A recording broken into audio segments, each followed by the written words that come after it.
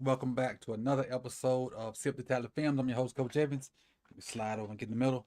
And today we're bringing back another episode of my top 50 players in the NFL this year. Well, last year, 2023. So we did players number 50 through 47. I'm sorry, through 44. Excuse me. 50 through 44 last time. Today we're going to do 44 through 37. And just to recap how we did this, I put together a list of my top 50 guys. I had a little help with some guys, and again, I forgot to ask them yesterday, but I'm going to ask them if they want to be mentioned in this, and if they do, I'll let you guys know who they are when we get to the last episode, and if they don't, I won't.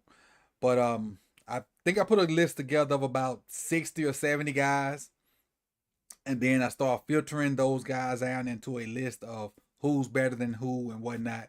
And it's some changed and some didn't. But through meshing it all together and trying to filter it together, I do now understand how hard it is to say this guy's better than this guy or this guy should be over this guy. It's really hard, especially when you try to pit linebackers versus running backs versus quarterbacks versus receivers versus DBs. It's really, really hard to do.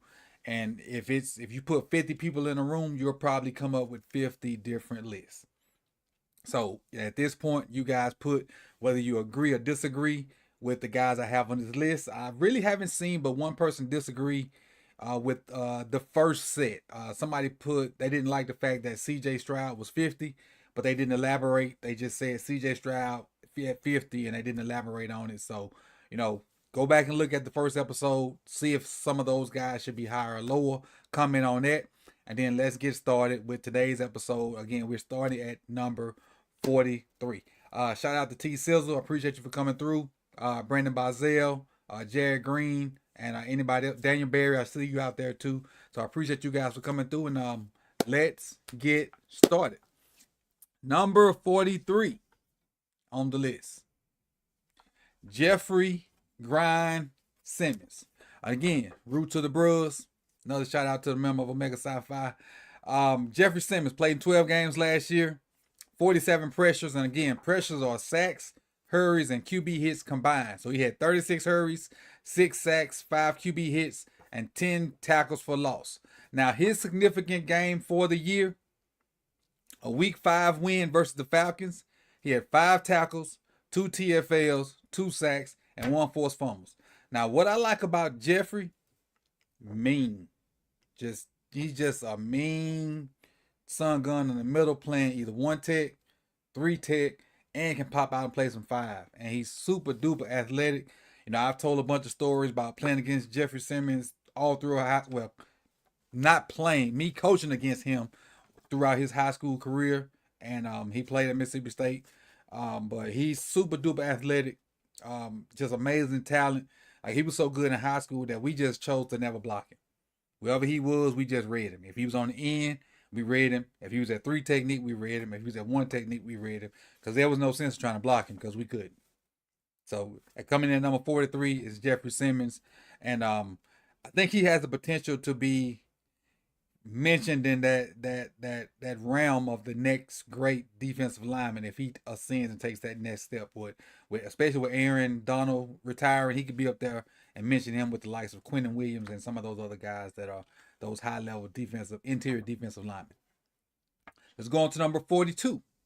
And 42 is a guy that either you love him or you hate him, depending on who you ask. If you live in the state of Texas, you probably love him. If you live outside the state of Texas, you probably hate him. Some people inside of the state of Texas hate him too. But it's Dak Prescott. Dak Prescott, Dakota Rain Prescott to be exact. Last year he was 452 over for 651. He's passed for 4,922 yards, 39 touchdowns, 11 interceptions, a 105.9 QB rating. Now, those stats for Dak, he was first in completions and first in touchdowns. He was second in completion percentage and second in QB ratings. Dak had a heck of a year last year. And the reason I know Dak had a heck of a year is not that I just keep up with the Cowboys like that. Dak was my fantasy quarterback. And so, when you got somebody on your team in fantasy, you keep up with their stats. And so Dak had a heck of a year. Another guy on his team had a heck of a year too, so that's how I know. But the signature game for Dak last year in week 9 win versus the Giants. They won 35-26. I'm sorry, they won. I forgot what the score was. He was 26 of 35. He passed for 404 yards, had 1 touchdown, 1 interception, 4 touchdowns, 138.3 passer rating. Dak just went off versus the Giants, and that's a division game for them. So Dak is one of those polarizing games. It's not a lot of gray area when you talk about Dak Prescott. Either you love him or you hate him. He just, like Reg said right there, I'll go ahead and throw it up there, Big Reg. He just don't have the knack for winning the big one. He just, like, with that Green Bay game in the playoffs, that is what it is. It is what it is. He just can't seem to win the big one. So for all y'all that's in here so far, go ahead and smash that like button if you have not done so. And what up, Osman and Big Reg? Appreciate you guys for joining us. All right, another guy. And it's funny how this kind of transitioned into this. Wrong way. At number 41. He was kind of a menace to Dak Prescott in that playoff game. One of my favorite corners in this league. He also played with Lamar in college at Louisville. Is Jair Alexander. He had 33 tackles last year, 6 PBUs. He was only targeted 39 times, only gave up 363 yards, only gave up 2 touchdowns. In the regular season, no interceptions. He did have an interception versus Dak Prescott in the playoff game. He did. His best game was that playoff game. He had 7 tackles in Wild Card Weekend, 1 pass defended, and 1 interception. I will go back 2 years ago. Justin Jefferson was in hot pursuit of 2,000 yards. They had 2 late games versus the Green Bay Packers in that year. Justin Jefferson didn't sniff 2,000 yards because of this individual right here. Jair got that dog in him. And for some reason, he plays better. Donation. Oh, appreciate it. Coach U.Goat. Appreciate it. Appreciate you, living legend. Appreciate it. Drop the 5, living legend.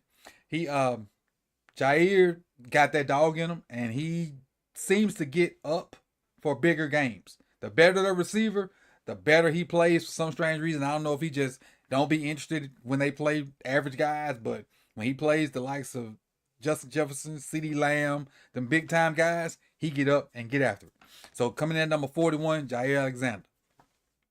Coming in at number 40, we're going to stay on this same theme of Packers and Cowboys. Zach Martin. He was the Cowboys' most consistent offensive lineman. He only gave up 24 pressures in 1,003 snaps. 24 pressures, and again, pressures are QB hits, sacks, and hurries. So he only gave up 24 of them in 1,003 snaps, and that's 2.4% of snaps that he gave up a pressure, which is crazy. And yes, we are giving a prize away at the end of the month. We are. Like Bazel said, we are. We doing, since it's summertime, we putting last month together and this month together. So appreciate you, Bazel. Appreciate you. But back to Zach Martin. 2.4% of his snaps gave up pressure. So he's one of the best guards in the league. You had to put him up there. He makes the Cowboys run game go. Him and another guy, we'll talk about him maybe later, maybe we won't. I don't want to give nothing away.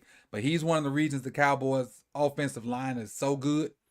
And you had to put him on this list, man, because he one of those hogs up there that makes this thing go. All right, let's go to player number 39. This might be a surprise to some people on the list right here. This guy right here. Derrick Brown. Derrick Brown had 41 total pressures. And keep in mind, Derrick Brown is an interior defensive lineman. He's not one of the edge guys that's pinning his ears back and getting after it. Derrick Brown is a 0, 1, or a 3 tech. He's playing guard to guard. He ain't on the edge, constantly just rushing the quarterback. He got to make sure he can't run A gap, B gap runs. Donations. I said donations. Appreciate you, B, for dropping the 420. Appreciate it. He's one of those guys that got to make sure you're not running up the middle, and then he can give you pass rush. Then he's one of the guys that got to push the middle of the pocket. So he had 41 total pressures. He had 2 sacks, 12 QB hits, 27 hurries. But this is what's impressive with Derrick Brown. And again, I've told this story a couple of times, and you've probably heard it. Me and Brighton was talking before the Ravens roundup one day, and he told me Derrick Brown had 103 tackles, or 108, 103, one of those two. It might have been 103. I think this is wrong. I think he had 103 tackles. And I didn't believe him. So I had to go look it up for myself, and I was like, man, an interior lineman getting 103 tackles, that's absurd. It's totally absurd to get 103 tackles for an interior defensive lineman, but he did have it. Derrick Brown had 103, and like I said, this is a typo. It should be 103. 103 tackles as an interior defensive lineman, which is crazy. Now I'm introducing a new stat for Derrick Brown. He had 53 defensive stops, and what defensive stops mean? 53 of his tackles like stopped the play completely for like a 0 gain or a negative gain. And I found that on PFF, and I found that to be interesting. And I'm going to go back and see who led the league in that too for a study later on. But he had 53 defensive stops. And if you have PFF, you can go and look at it. And I think it's on PFF, it's just called stops. So you can go back and check that out. But he had 53 defensive stops. All right. Let's see. Let's go on to number 38. 38 on our list. Saquon Barkley. The former New York Giant, now the Philadelphia Eagle. Last year for New York, he had 247 carries for 962 yards, 3.9 yards per carry, 6 touchdowns. He also had 41 catches for 280 yards, 6.8 yards per catch and 4 touchdowns. 37.1% of his yards came on breakaway yards, meaning on plays of 15 or more yards, and he had 31 missed tackles forced. The signature game for Saquon Barkley in a Week 8 loss to the New York Jets. And it's crazy that he got all these yards versus the Jets because the Jets have a really good defense. He had 36 carries, 128 yards. Now, keep in mind, Saquon was pretty much the offense for the Giants. He was the leading rusher and the leading pass catcher. And so now he's going with the Eagles. So Saquon's the end-all, be-all, and he still hadn't got back to what he was before the injury. So imagine if he gets back to being that with Philadelphia, with all those other weapons they got. The NFC East might be in trouble. And then our last one for today would be Jonathan Taylor at number 37. JT with the Indianapolis Colts. JT last year, 169 carries, 741 yards, 4.4 yards per carry, 7 touchdowns, 19 catches, 153 yards, 8.1 yards per catch, 1 touchdown. 22.8% of his rush yards came on breakaway carries, which is more than 15 yards. And then he had 29 missed tackles forced. Now you see the difference between JT and Saquon. JT has more yards per rush. Saquon has more catches. And you also see the difference in, style of play. Because I didn't mention this with Saquon, but Saquon's O-line was horrible. I mean, borderline trash, as Bubba Dub would say. But then you got JT, who also split reps and had one of the best offensive lines in football. So, same position, 2 different styles of play, similar production. But JT's going to bounce back, and with him not really having to split as many carries, he got his contract, and he's probably going to go back to be workhorse status. I see JT hitting well over 1,000 yards this year. And Saquon probably not hitting 1,000 yards rushing, but definitely going to have 14, 15, maybe even more than that, all-purpose yards. And so the signature game for JT last year, a week 18 loss to Houston.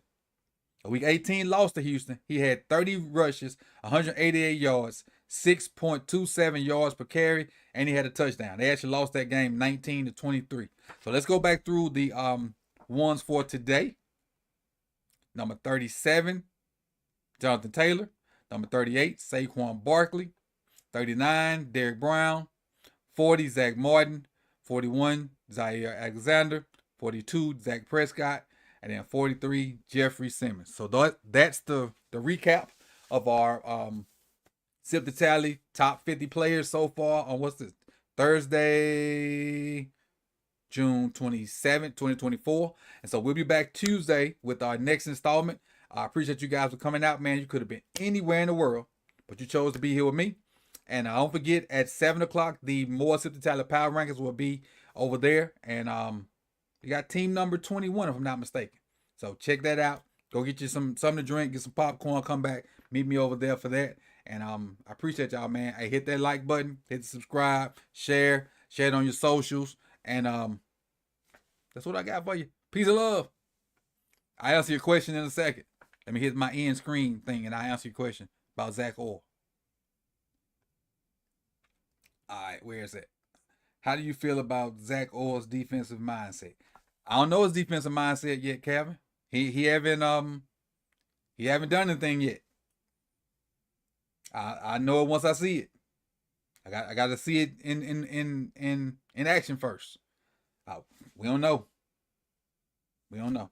I mean, he seems to be energetic. That's all I can say. But I got to see him make calls and in situations and stuff like that first.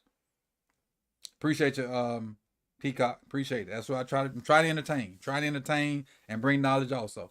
Appreciate you guys, man. And I'll see y'all soon on the countdown in about 13 minutes. Peace and love.